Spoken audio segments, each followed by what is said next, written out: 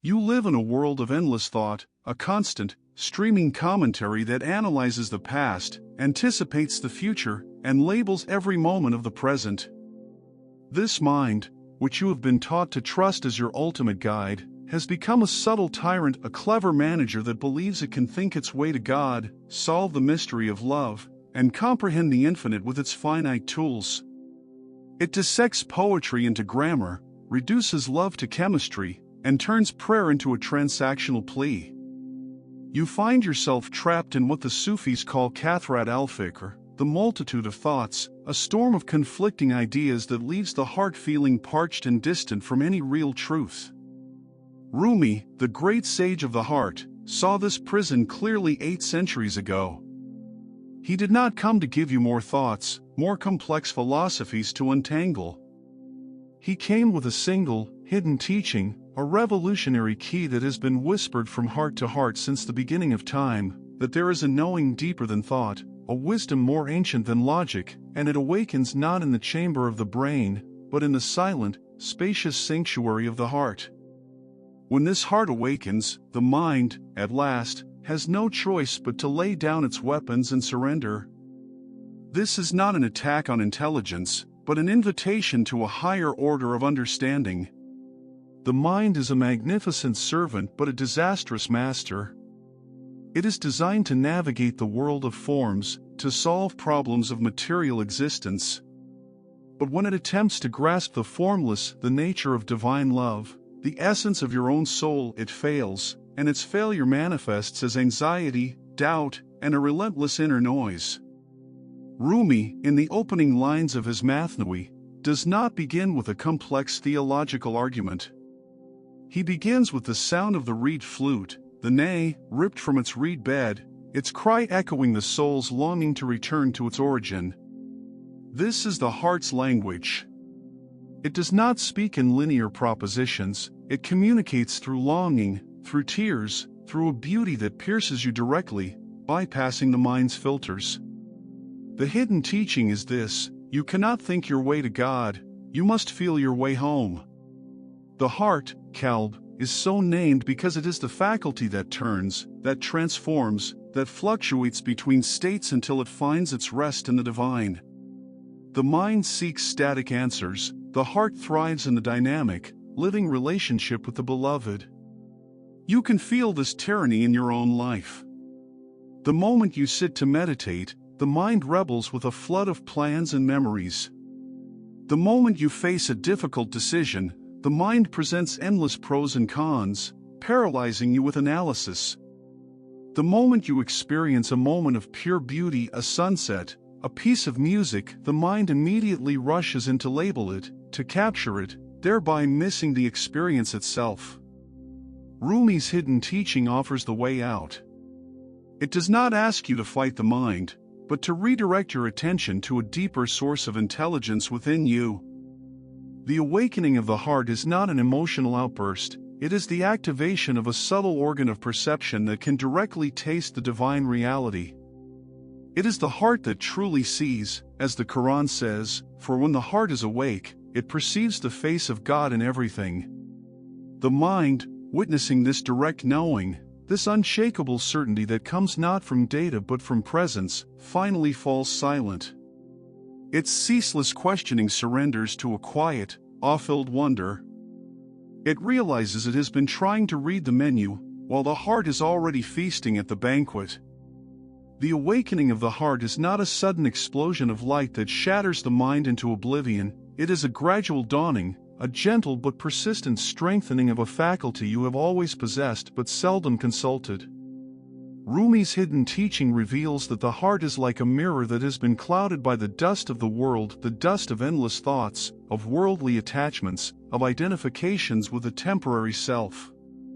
This dust does not mean the world is evil, it simply means that the mirror has become so coated that it can no longer clearly reflect the divine light that is perpetually shining upon it. The process of awakening, then, is not one of building something new, but of cleaning, of polishing, of removing everything that stands between your awareness and its innate capacity to reflect the face of the beloved.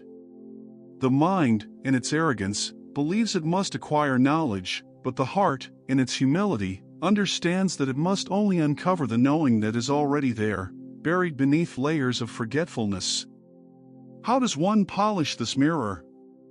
Rumi points to the sacred technology of Dhikr and Sama, remembrance and spiritual listening. But here, these practices are engaged with a specific intention, to shift the center of your consciousness from the head to the heart. You do not repeat the divine names as a mental chant, but as a vibration you feel in the center of your chest. With every Allah, you are not calling out to a distant God, you are sounding a note that resonates with the divine essence already present within the heart's core. This vibration begins to shake loose the dust. It disrupts the stagnant patterns of thought and stirs the dormant love within. Similarly, the practice of Sama, of listening to spiritual poetry or music, is not mere entertainment. It is an act of allowing the coded language of the heart, spoken through the hearts of the saints and poets, to bypass the mind's defenses and strike directly at the seat of your own longing. The mind may not understand the words, but the heart recognizes its native tongue. It is in these moments that you might feel a sudden warmth in the chest, an unexpected tear, a sense of expansive peace. These are the signs that the mirror is being cleaned, that the heart is beginning to stir from its slumber. This polishing requires a conscious withdrawal of energy from the endless mental commentary. It begins with simple observation. As you go about your day, notice when you are lost in thought. Notice the tension that thinking creates in your forehead, the contraction. And then, gently, without judgment, feel your awareness drop down into the heart space. Feel the simple, alive presence there. You are not trying to stop thoughts, you are simply changing the address where your consciousness resides. You are moving from the crowded, noisy city of the mind to the quiet, observant village of the heart. From this new vantage point, the thoughts continue, but they are like clouds passing in the sky. You see them, you acknowledge them, but you are no longer trapped in their story. You are the vast, silent sky itself. This shift in attention is the most practical application of Rumi's teaching. It is the beginning of the mind's surrender. The mind surrenders not because it is defeated, but because it finally encounters a knowing so direct, so peaceful, and so authoritative that its own constant calculations are revealed to be what they are, the frantic efforts of a servant who never realized the master was already home. A moment of profound and silent revolution within, when the heart's gentle stirrings consolidate into a steady, unwavering flame. This is not a moment of loud proclamation, but of quiet recognition. The polished mirror of the heart, now clear of the grime of excessive thought, begins to reflect a light so compelling, a truth so self-evident, that the mind's arguments simply lose their relevance. This is the great surrender. It is not a surrender of defeat, but of understanding. The mind, at last, comprehends that it has been using a candle to search for the sun. It lays down its tools not in despair, but in awe, finally accepting its role as a valuable subordinate to the heart's sovereign wisdom. Rumi describes this moment with the famous parable of the man knocking on his friend's door. From outside, the man cries, "Is anyone there?" "It is I." He is sent away, told there is no room at the inn. After a long journey of suffering and separation, he returns and knocks again. This time, when the voice from within asks, "Who is there?" he answers, "It is you." The door swings open. The I of the separate mind, the egoic identity built on thought, must depart for the you of the heart's unified consciousness to be admitted. In this surrendered state, a new kind of intelligence begins to guide your life. Where the mind operated through a slow, sequential process of analysis, the heart proceeds in flashes of instantaneous knowing. You face a complex situation, and instead of a tangled web of pros and cons, a clear path forward simply presents itself to your awareness. This is ilham, divine inspiration, flowing into the purified heart. The mind, which would have hesitated and doubted, now becomes the faithful scribe of this inspiration, working out the practical details without questioning the source. Your entire relationship with knowledge transforms. You are no longer a collector of information, but a vessel for understanding. You listen to a spiritual discourse, and the heart directly absorbs the meaning, while the mind rests, receiving the nourishment it could never extract through its own efforts. This is the fulfillment of the Quranic verse, hadith, and then deeper hadith, moving from the outer form of knowledge to its inner, living essence. This surrender brings with it a serenity that the mind, in its most calculated pursuit of happiness, could never secure.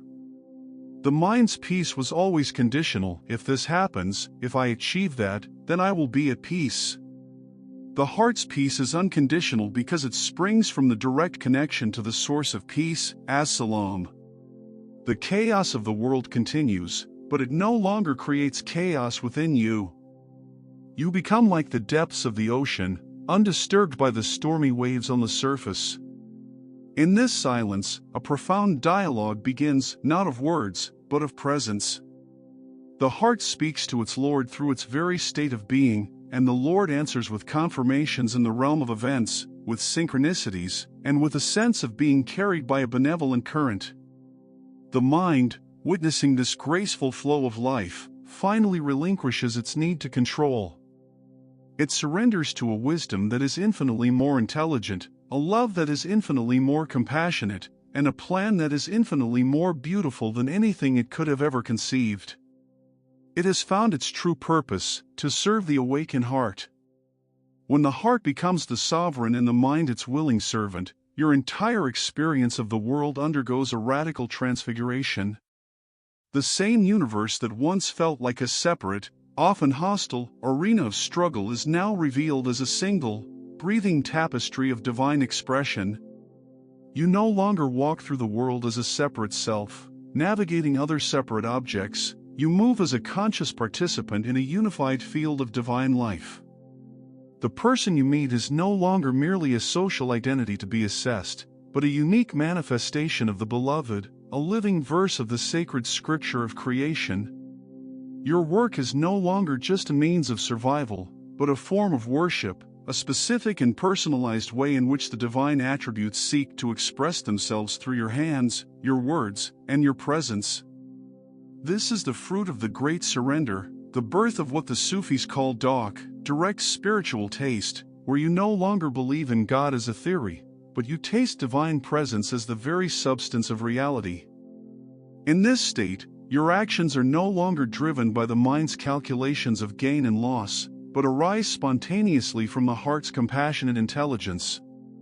The heart does not see problems to be solved, it sees needs to be met. It does not see enemies to be defeated, it sees lost aspects of itself longing for reconciliation. Where the mind would strategize, the heart simply responds with the appropriate quality, generosity, patience, forgiveness, or truth as naturally as a flower turns toward the sun. This is the embodiment of Rumi's famous injunction, wherever you stand, be the soul of that place. In a business meeting, you become the soul of clarity and fairness. In a conflict, you become the soul of peace. In a moment of grief, you become the soul of compassionate presence. You become a clear channel, and the world itself becomes your mosque, your monastery, your temple. The dichotomy between the sacred and the profane dissolves, for the awakened heart perceives the sacred shimmering within the guise of the ordinary. This does not mean a life free from challenge. It means you now possess an unshakable inner compass that guides you through the challenges. The mind, now quiet and attentive, becomes a brilliant tool for executing the heart's intuitive knowing. It plans the journey, but it no longer questions the destination. A profound sense of rightness, of sakina, divine tranquility, accompanies your decisions, even the difficult ones. You act not because you are certain of the outcome, but because you are certain of the source of your inspiration. The world's dramas continue to play out, but you are no longer a desperate actor on the stage, you are a witness who can also play a role with artistry and detachment, knowing the fundamental reality behind the appearance. You engage with the world with a love that is not possessive, with a joy that is not dependent on external causes, and with a peace that the world cannot give and cannot take away. You have learned the final secret of Rumi's hidden teaching, that the awakened heart does not escape the world, it fulfills the world's deepest purpose by recognizing it, in every atom and every encounter, as nothing less than the beloved carried across centuries is not locked away in a forgotten book. It is not reserved for the ascetic in the cave or the scholar in the library. It is alive, here and now, pulsing in the very center of your chest, waiting only for your recognition. This entire journey, from the tyranny of thought to the surrender of the mind, is not a path to a distant destination, but a return to your original state. Your heart is not asleep, it has merely been overshadowed. It has been listening to the mind's incessant chatter for so long that it has forgotten the sound of its own voice, the language of its own native knowing.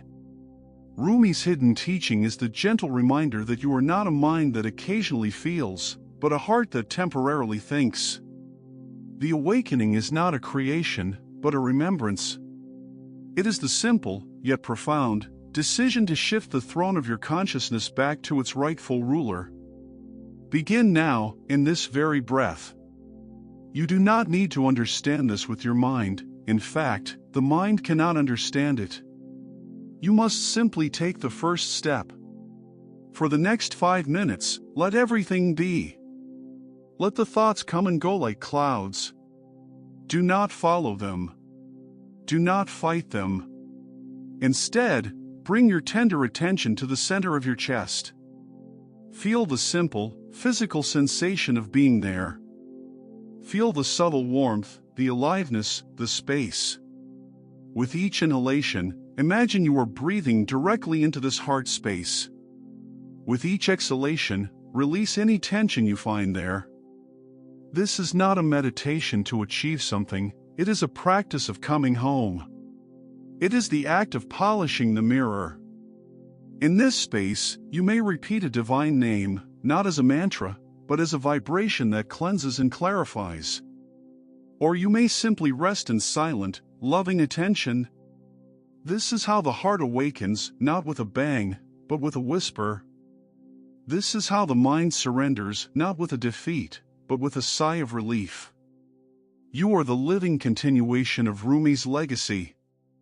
You are the one who can choose, in this modern world of distraction, to live from the heart's unshakable truth. The world needs this awakening now more than ever. It does not need more clever ideas, it needs more compassionate presence. It does not need more analysis, it needs more authentic connection. By undertaking this journey, you are not just healing yourself, you are becoming a point of light in the collective consciousness, a testament to the fact that there is a way of being that is wiser, more peaceful, and more loving than the mind could ever conceive. The door that Rumi spoke of is before you. The friend is asking, who is there? Let your answer be the truth that your heart has always known. Let your life be the proof that when the heart awakens, the mind surrenders, and in that sacred surrender, you discover that you have always been, and will always be, home. This was the hidden teaching that bridges 8 centuries to meet you here, now. But your journey is unique. What is the one sign, a moment of sudden clarity, a feeling of unexpected peace, a tear without a story that tells you your own heart is beginning to awaken? Share it in the comments below, let us witness the many ways the heart speaks. And if you are ready to understand how this awakening leads to the ultimate union, then your next step awaits in the video that appears now. Ibn Arabi revealed, the secret of time that quantum physics just discovered.